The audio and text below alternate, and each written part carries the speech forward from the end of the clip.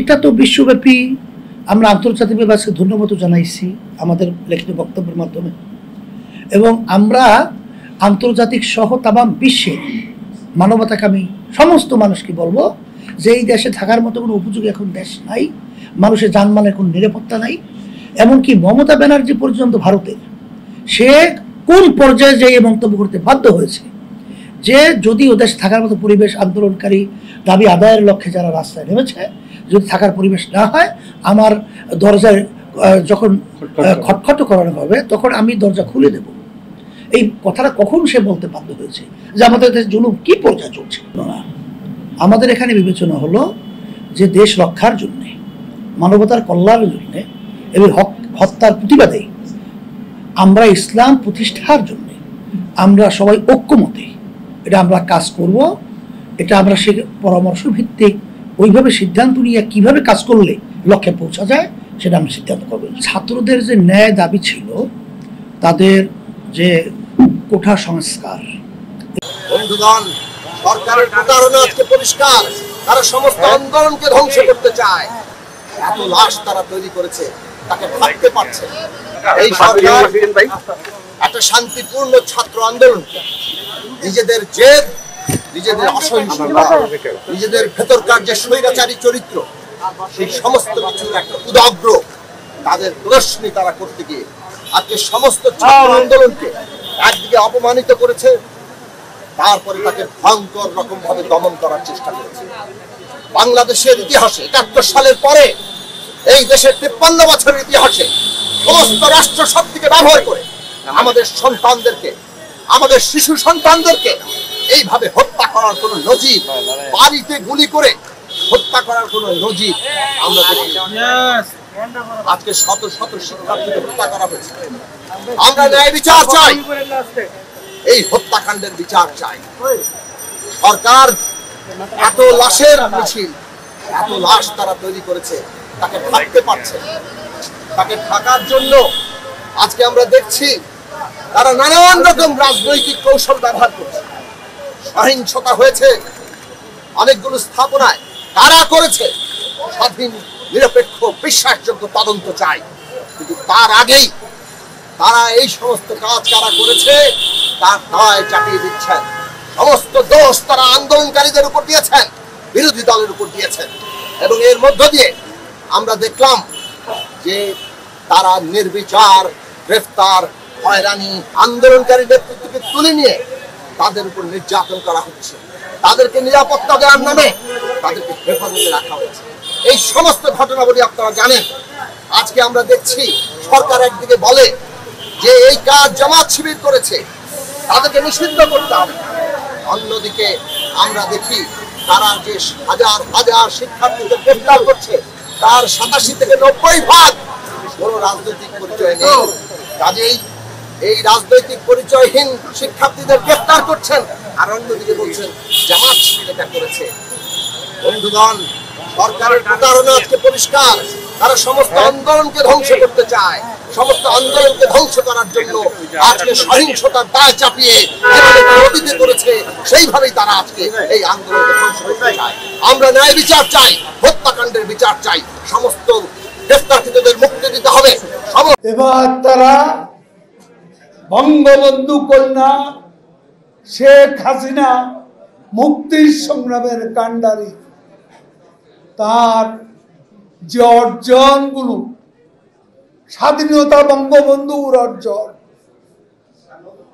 আর মুক্তির সংগ্রামে পদ্মা সেতু সব যে অ্যাচিভমেন্টগুলো, এই অ্যাচিভমেন্টের উপর তারা আঘাত হয়েছে। বারবার চেষ্টা করেছে পদ্মা সেতুতে, মাওয়া প্রান্তে, জাজিরা প্রান্তে আগুন দিতে, কিন্তু স্থানীয় জনগণ পুলিশের প্রতিরোধের তারা সফল হয়েছে। সেতু ভবনে, ঢাকা এলিভেটেড এক্সপ্রেসওয়ে, হানি ফ্লাইওভার, বিটিভি ভবন, আজকে সেতু ভবন সম্পূর্ণরূপে জ্বালিয়ে দেওয়া হয়েছে। আমাদের ইতিহাস, ঐতিহ্য, সংস্কৃতি ধারক যে বিটিভি, সেই বিটিভিকে ভস্মীভূত করা হয়েছে। এই নারকীয় তাণ্ডবের সাথে আজকে আমাদের লড়তে হচ্ছে, একসাথে লড়তে হবে, একসাথে। মান অভিমান সব ভুলে যেতে হবে। আজ ওই পশু শক্তি যদি আরো প্রশ্রয় পায়, তাহলে আমাদের সবাইকে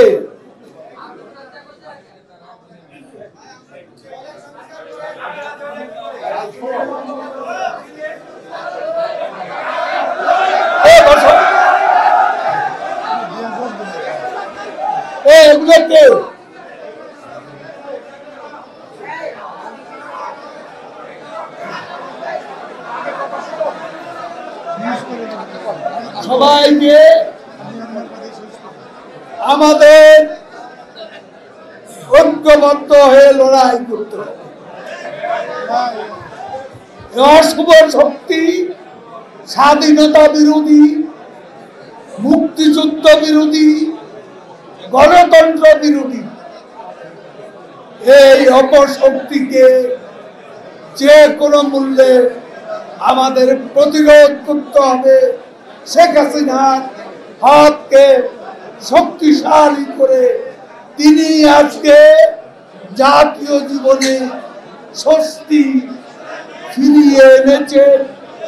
এই স্বস্তির ধারাকে অব্যাহত রাখার জন্য আমরা নেত্রীর সঙ্গে আছি, তার সঙ্গে থাকবো। শেখ হাসিনাই এই মুহূর্তে আমাদের অস্তিত্বের সংগ্রামের কান্ডারি। আমাদের আরো শক্তিশালী করতে হবে। আমি আজকে আমাদের নেতৃবৃন্দ এখানে আছে, তারা দায়িত্বে আছেন, কিন্তু সাবেক ছাত্র নেতাদের অনেককেই আমরা অ্যাকোমোডেট করতে পারিনি যথাযথভাবে। আমরা চিৎকার করার সময় নয়, আমার কথা শুনেন, সেটা আমরা এবার দেখব এই লড়াইয়ে কারা আছে। এবার বিচ্ছিন্নভাবে পার্টি অফিসে আমরা কাউকে বসিয়ে রাখবো না। আমরা বিভিন্ন ভাবে বিভিন্ন স্পটে সাবেক ছাত্র নেতাদের আরো আমাদের কেন্দ্রীয় নেতা সহ আমরা দায়িত্ব ভাগ করে দেব। কোটা সংস্কার দাবিটা তাদের ন্যায্য ছিল এবং এটা তো সংবিধান স্বীকৃত, আর এটা তাদের অন্যায় বলতে এত চিন্তাই করা যায় না। তাদের আন্দোলনগুলো ছিল সম্পূর্ণ শান্তিপ্রিয়, কিন্তু আমি বক্তৃতায় বলেছি যে প্রধানমন্ত্রী বক্তব্য এবং তার দলের সেক্রেটারি জেনারেল ওবায়দুল কাদের সাহেবের বক্তব্যের পরেই আসলে এই বিশৃঙ্খলা, হত্যাযজ্ঞ এবং এই বিশৃঙ্খলা এবং বাংলাদেশের এই যত সম্পদ নষ্ট হওয়া এই তাদের বক্তব্যের পরেই কিন্তু ঘটেছে। সরকারি স্থাপনায় ভাঙচুরের বিষয়টি কিভাবে দেখছে?